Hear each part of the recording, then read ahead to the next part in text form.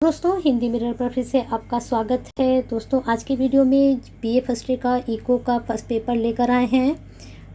Paper का मतलब कि आपका टेस्ट पेपर है ये, ठीक है।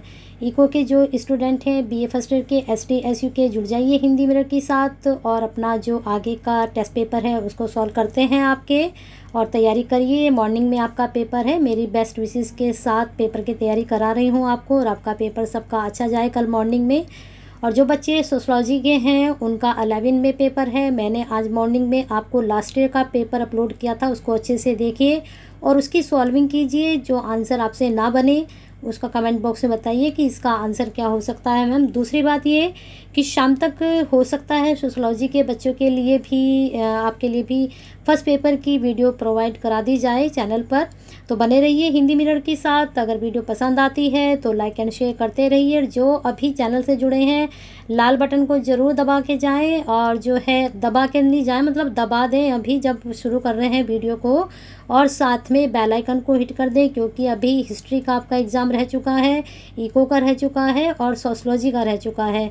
बाकी रही ज्योग्राफी की बात, बच्चे पेपर के लिए बोल रहे हैं तो लास्ट ईयर के पेपर आपको प्रोवाइड करा दिए जाएंगे ज्योग्राफी के, ठीक है। बाकी के देखते हैं, और अगर संस्कृत का भी मिलता है तो वो भी आपको प्रोवाइड करा दिया जाएगा। चलिए, इस स्लाइड पर हमने आपको छोड़ा था और 63 के आसपास आपके क्वेश्चंस आज कल हो चुके थे। आज 70 आपके तैयार हैं प्रश्न। चलिए जुड़ जाइए, शुरू करते हैं। आज थोड़ा क्वेश्चंस को आप बताएंगे कि क्वेश्चंस का आंसर क्या होगा, ठीक है। चलिए देखते हैं क्वेश्चंस के आपके यहाँ पर। ये 6 क्वेश्चन मैंने आपको दिए थे कि ये आपके होमवर्क में थे, और 3 क्वेश्चन आपको पीछे दिए थे। मैंने कहा 9 क्वेश्चन आप अपना आप से खुद से सॉल्व करेंगे, लेकिन किसी का भी मुझे आंसर नहीं आया है कमेंट बॉक्स में। आंसर की के लिए ज़रूर आ गया कि मैडम आंसर की अपलोड कर दीजिए। इधर आपने पेपर दिया, उधर आपको आंसर की एकदम चाहिए।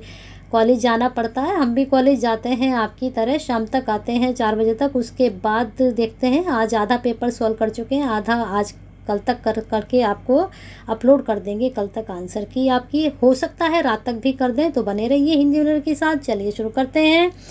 पेपर आपका टेस्ट पेपर क्या है, आपके लघु उत्तरीय प्रश्न वैसे ही जैसे लेकर आते हैं हर बार। अब इसमें पहला प्रश्न आपका बना है, कीमत विभेद की अवस्था में एकाधिकार जिस बाजार में मांग की लोच अधिक होगी तो वहाँ पर क्या होगा। इस वाली स्लाइड में आपको मिलेंगे 5 प्रश्न, ठीक है। इस वाली स्लाइड में आपके जो हैं 5 प्रश्न हैं। पहला आपके पास पहुँच चुका है। चलिए सोच लीजिए इसका आंसर क्या है। पहले का आंसर आपका हो जाएगा, उसमें कीमत नीचे रखेगा। नेक्स्ट क्वेश्चन है, विभेदात्मक एकाधिकार इस बाजार में वस्तु की कीमत कम रखेगा जहां पर की वस्तु की मांग क्या हो। वस्तु की मांग की लोच कैसी हो बताना है इसमें। तो दूसरे का आपका आ जाएगा अधिक हो। प्रश्न बहुत अच्छे हैं दोनों ही। चलिए नेक्स्ट क्वेश्चन पर चलते हैं। नेक्स्ट है आपका थर्ड क्वेश्चन, देखते हैं। विभेदकारी एकाधिकारी के साम्य के लिए आवश्यक है बताना है इसमें क्या आवश्यक है। तो 3 का आपका हो जाएगा ए, MR एंड MSc, ठीक है। नेक्स्ट देखते हैं, कीमत विभेद संभव होता है। 4th में आपका आंसर जाएगा द। उपरोक्त सभी दशाओं के कारण, वस्तु के स्वभाव के कारण भी होता है, कानून स्वीकृति के कारण भी होता है, उपभोक्ताओं की विशेषताओं के कारण भी होता है। चलिए नेक्स्ट क्वेश्चन देखते हैं, कीमत विभेद उसी समय लाभदायक होता है जबकि। तो क्या सोचा आपने आंसर। अगर आप सोच रहे हैं स, तो बिल्कुल सही। मांग की लोच में अंतर हो, कीमत विभेद उसी समय लाभदायक होता है। तो ये 5 प्रश्न आपके कंप्लीट हो चुके हैं। चलिए नेक्स्ट स्लाइड देखते हैं। नेक्स्ट स्लाइड में क्या लेकर आए हैं, वही लघु उत्तरीय प्रश्न आपके, ठीक है। लघु उत्तरीय प्रश्न, अपूर्ण प्रतियोगिता से परिभाषा याद कीजिए, एकाधिकार की भी याद कीजिए। यहाँ से प्रश्न आपके लास्ट ईयर भी बने हैं काफ़ी। अपूर्ण प्रतियोगिता से भी प्रश्न बना है लास्ट ईयर, तो इनको अच्छे से देख लीजिए। एकाधिकारात्मक प्रतियोगिता में क्या होता है देखते हैं। फर्म उद्योग पर निर्भर नहीं करती है। उद्योग द्वारा निश्चित कीमत प्रत्येक फर्म को दी हुई होती है। फर्म तथा उद्योग भिन्न भिन्न होते हैं। और आपका स है, फर्म तथा उद्योग भिन्न भिन्न होते हैं। और दा में है, बाजार में अनेक फर्में हो सकती हैं जो विभेदकारी वस्तु उत्पन्न करती हैं। तो इस प्रकार से इस स्लाइड में आपके बनेंगे 10 क्वेश्चंस। पहला क्वेश्चन का आंसर जल्दी से दीजिए। अगर आपने लगाया है द, तो बिल्कुल सही लगाया है। बाजार में अनेक फर्में हो सकती हैं जो विभेदकारी वस्तु उत्पन्न करती हैं, तो एकाधिकार प्रतियोगिता में ऐसा होता है। नेक्स्ट क्वेश्चन देखते हैं। नेक्स्ट क्वेश्चन है एकाधिकार प्रतियोगिता में बाजार में निम्न स्थितियां कब पाई जाती हैं? तो जल्दी से सोचिए दूसरे का आंसर आप क्या सोच रहे हैं। एकाधिकार प्रतियोगिता में बाजार में निम्न स्थितियां कब होती हैं? तो जल्दी से सोचिए। इसका आंसर अगर आपने असोचा है तो बिल्कुल सही, यदि एक रूप वस्तु उत्पादित ना की जाती हों। नेक्स्ट क्वेश्चन देखते हैं। व्यवहारिक जगत में न तो पूर्ण प्रतियोगिता की स्थिति पाई जाती है और न ही एकाधिकार की, बल्कि इन दोनों के मध्य स्थिति पाई जाती है जहां बाजार में बहुत फर्मों के उत्पादन में विभेदीकरण है। समझ में आया क्वेश्चन? थोड़ा लेंथी सा है प्रश्न, तो समझ में आना चाहिए। तीसरे का आपका ब, एकाधिकारित प्रतियोगिता की बाजार दशा ऐसी होती है। नेक्स्ट क्वेश्चन देखते हैं। यदि विक्रेताओं व विक्रेताओं की संख्या अधिक नहीं है, वस्तु एक रूप की नहीं है और विक्रेताओं को बाजार का पूर्ण ज्ञान नहीं है, तो ऐसी स्थिति में क्या हो सकता है? तो ऐसी स्थिति में हो सकता है एकाधिकारत प्रतियोगिता की स्थिति उत्पन्न हो सकती है। समझ में आ रहा है ना क्वेश्चन? आपने थ्योरी पढ़ी है, आपने क्लास ली है, क्लास अटेंड की है, तो आपकी समझ में ये चीज़ें आनी चाहिए। अगर नहीं समझ में आ रही हैं ये चीज़ें, सीधे सीधे एमसीक्यू कर रहे हो, रटने से कुछ नहीं होता। एमसीक्यू जब तक आपने थ्योरी ना पढ़ी हो और एमसीक्यू आप कर रहे हो तो आपके ज़्यादा प्रश्न सही नहीं जाते हैं, थोड़े बहुत ही सही जाते हैं। कितने रट लोगे आप क्वेश्चन, है ना? चलिए आगे चलते हैं। नेक्स्ट क्वेश्चन है आपका 5वां। यहाँ देखते हैं। एकाधिरात्मक प्रतियोगिता में सीमांत आगम रेखा और औसत आगम रेखा के नीचे स्थित रहती है, अर्थात सीमांत आगम औसत से कम रहता है। इसका कारण यह है कि अतिरिक्त इकाइयों को बेचने के लिए क्या होता है, फर्म को कीमत घटानी पड़ती है, फर्म को कीमत एक जैसी रखनी पड़ती है, फर्म को कीमत बढ़ानी पड़ती है, फर्म को कीमत में कभी घटत कभी बढ़त करनी पड़ती है। तो 5वें का आपका उत्तर जाएगा फर्म को कीमत घटानी पड़ती है। काफ़ी लेंदी प्रश्न है, अच्छे से पढ़िए इनको और ध्यान से समझिए। पढ़िए और ध्यान से समझिए, रटिए मत। एकाधिकृत प्रतियोगिता के अंतर्गत एक फर्म के लिए अपनी वस्तु की मांग अर्थात औसत आगम AR रेखा नीचे गिरती हुई होती है। तो दूसरे शब्दों में प्रत्येक व्यक्तिगत विक्रेता के लिए क्या होता है? 6 का आंसर जल्दी सोचिए, क्या सोच रहे हैं? अगर सोचा मांग बहुत अधिक लोचदार हो जाती है तो बहुत अच्छे प्रश्न अच्छे जा रहे हैं, और अगर इस तरह से आप आंसर दे रहे हैं तो 100% आपकी अच्छा पेपर जाएगा कल। चलिए देखते हैं नेक्स्ट क्वेश्चन 7। एकाधिकृत प्रतियोगिता को विभिन्न अर्थशास्त्रियों ने भिन्न भिन्न नाम दिए हैं। श्रीमती जॉन रॉबिन्स ने उसे अपूर्ण प्रतियोगिता का नाम दिया है, किंतु अमेरिका के प्रसिद्ध अर्थशास्त्री प्रोफेसर एडवर्ड M चैम्बरलेन ने इसे क्या नाम दिया है बताना है यहाँ पर। तो 7वें का जाएगा स, एकाधिकृत प्रतियोगिता के नाम से पुकारा है। इन्होंने क्या कहा है? अपूर्ण प्रतियोगिता का नाम दिया है, इसका भी याद रखिए, ठीक है। चलिए नेक्स्ट क्वेश्चन देखते हैं। नेक्स्ट क्वेश्चन है निम्न में से कौन सा कथन सही है? हाँ, आज के पेपर की सब आंसर की तो बोल रहे हैं कि मैडम आंसर की दीजिए, लेकिन किसी ने मुझे एक बार भी ये नहीं बताया कि पेपर कैसा गया है आप लोगों का।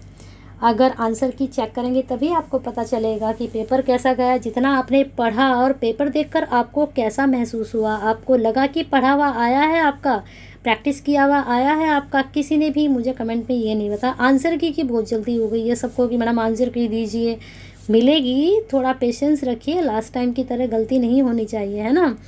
चलिए देखते हैं आगे। गलती तो उसमें भी नहीं थी, हो जाता है कि सबसे होता है ना। तो देखते हैं नेक्स्ट क्वेश्चन आपका 8वां। निम्न में से कौन सा कथन सही है? तो बहुत अच्छा प्रश्न है, बन सकता है एग्जाम में। तो 8वें का आपका जाएगा ब, एकाधिकृत प्रतियोगिता में सीमांत आगम औसत आगम से अधिक रहता है। ये भी प्रश्न आपका अच्छा है। नेक्स्ट क्वेश्चन देखते हैं। मैंने कहा था इस वाली स्लाइड में आपको 10 मिलेंगे, 10 आपके तैयार हो चुके हैं। एकाधिकृत प्रतियोगिता में दीर्घकालीन संतुलन के लिए निम्न में से कौन सी शर्तें पूरी होनी चाहिए जबकि फर्म केवल एक सामान्य लाभ प्राप्त ही कर रही हो? तो 9 का आंसर अगर लगा रहे हैं P = ATC तो बिल्कुल सही है, इसको याद कर लीजिए। नेक्स्ट क्वेश्चन है एकाधिकृत प्रतियोगिता में फर्म का उत्पादन पूर्ण प्रतियोगी फर्म के उत्पादन के कैसा होगा? से कम होता है या फिर से अधिक होता है या के बराबर होता है? सभी दशाएं संभव उसमें हो सकती हैं। तो एकाधिकृत प्रतियोगिता में फर्म का उत्पादन पूर्ण प्रतियोगिता फर्म के उत्पादन से कम होता है। चलिए 10 प्रश्न बहुत अच्छे प्रश्न थे, नोट डाउन करना चाहे कर सकते हैं। लघु उत्तरीय प्रश्न नेक्स्ट स्लाइड के। अल्पाधिकार का अर्थ लिखना है, लिखिए, कुछ उदाहरण लिख लीजिए इसके। मुख्य विशेषताएं क्या हैं और द्वैधिकार से क्या तात्पर्य है, ये लास्ट ईयर भी बने हैं प्रश्न, चाहे आप एग्जाम का पेपर जो है लास्ट ईयर का चेक कर सकते हैं। नेक्स्ट क्वेश्चन देखते हैं आपका लघुत्तरीय प्रश्न। यहाँ पर फिर से लघुत्तरीय प्रश्न है। महत्व विवरण की प्रमुख समस्याएं, सीमांत भौतिक उत्पादक सीमांत आगम उत्पादक में अंतर लिखना है, वितरण का सीमांत उत्पादक सिद्धांत क्या है, ये सब भी आप पढ़ लीजिए। चाहे वन लाइनर ही इनको तैयार कीजिए, लेकिन इनको आप तैयार जरूर करें, है ना। चलिए नेक्स्ट क्वेश्चन देखते हैं। आप बनेंगे इस वाली स्लाइड में आपके MCQ 5, ठीक है। यहाँ पर आपके जो 5 MCQ बनेंगे, चलिए तैयार हो जाइए करने के लिए। पहला क्वेश्चन है आपका वितरण की सीमांत उत्पादक सिद्धांत, चारों में से बताना है क्या करते हैं, क्या शो कर रहे हैं हमारे लिए। तो पहले का हो जाएगा द उपरोक्त सभी हैं।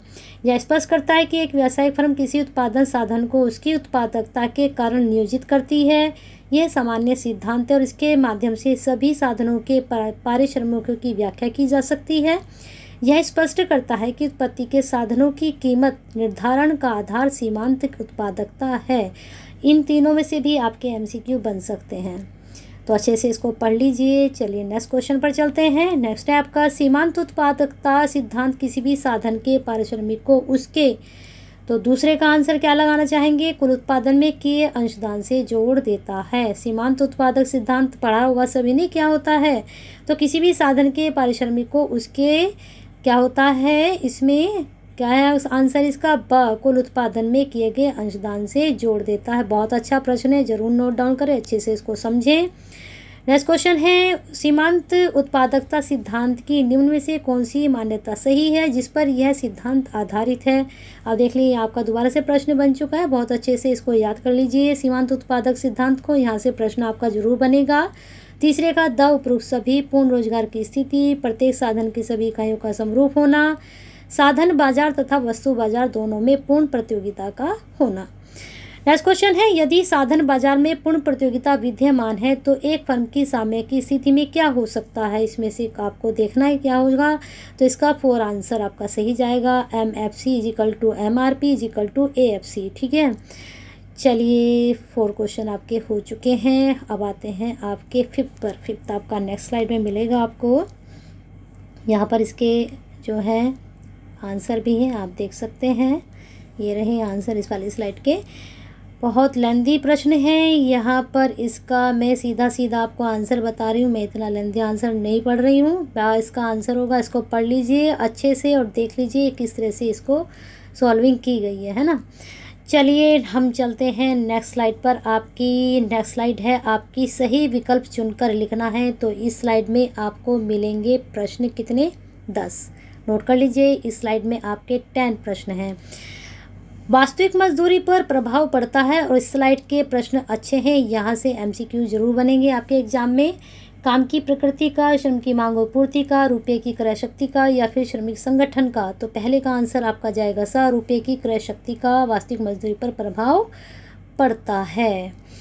चलिए नेक्स्ट क्वेश्चन देखते हैं। मजदूरी की अधिकतम सीमा निर्धारित करने वाला तत्व कौन सा है इसमें। तो दूसरे का जाएगा ब, श्रमिक की सीमांत उत्पादकता। नकद मजदूरी पूर्ववत रहते हुए मूल्य वृद्धि होने से असल मजदूरी क्या हो जाएगी, बढ़ेगी, शून्य होगी, यथावत रहेगी या फिर घटेगी। तो तीसरे का आपका आंसर जाएगा घट जाएगी।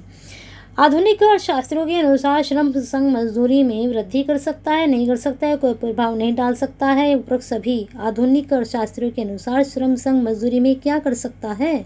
तो 4th का आंसर जाएगा वृद्धि कर सकता है। चलिए 5वें पर चलते हैं। 5वां प्रश्न कहाँ है, ये रहा। जब सौदेबाजी एक संघ और एक सेवायोजक के मध्य होती है तो इसे क्या कहते हैं। सौदेबाजी होती है एक संघ के और एक सेवायोजक के बीच में। तो 5वें का जाएगा एक संयंत्र सौदेबाजी होती है या संयंत्र सौदेबाजी कहलाती है। प्रश्न आपका ये बदल कर आ सकते हैं कि एक संयंत्र सौदेबाजी क्या होती है। तो ये आपका ऑप्शन में भी बन सकता है और यहाँ आपके क्वेश्चंस में भी बन सकता है। पैटर्न बदलते रहते हैं, आपको सिर्फ इतना पता होना चाहिए कि संयंत्र सौदेबाजी क्या है ना, और इसके अंतर्गत कौन है। श्रम की मांग कहलाती है, क्या कहलाती है? बहुत अच्छा प्रश्न है एग्जाम के पॉइंट ऑफ व्यू से। तो वह कहलाती है व्युत्पन्न मांग। याद रखिए इस वाले प्रश्न को। नेक्स्ट क्वेश्चन है, श्रम की पूर्ति वक्र के पीछे की ओर मुड़ने का यह अभिप्राय है कि ऊंची मजदूरी दर पर श्रमिक क्या करेंगे? अधिक काम करते हैं, काम करते हैं, कुछ कम समय काम के लिए तैयार होते हैं, अधिक समय काम के लिए तैयार होते हैं। तो 7 का हो जाएगा कम समय काम के लिए तैयार होते हैं। पूर्ण प्रतियोगिता की स्थिति में होता है, क्या होता है पूर्ण प्रतियोगिता की स्थिति में? तो उसमें होता है MW = AW। चलिए देखते हैं 9 पर हम आ चुके हैं, 10 भी हम ले लेते हैं आपका प्रश्न। चलिए 9 देखते हैं। अपूर्ण प्रतियोगिता की में साम्य की दशा में होता है, क्या होता है? तो 9 का आपका ए जाएगा, लगा लीजिए इसका आंसर। बाएं से दाएं नीचे की ओर ढालू श्रम का वक्र बताता है कि बहुत ही इंपॉर्टेंट प्रश्न है एग्जाम के पॉइंट ऑफ व्यू से। चलिए चेक करते हैं आंसर इसका। तो इसका आंसर आपका जाएगा द मजदूरी की दर श्रम मांग की दिशा में चलते हैं।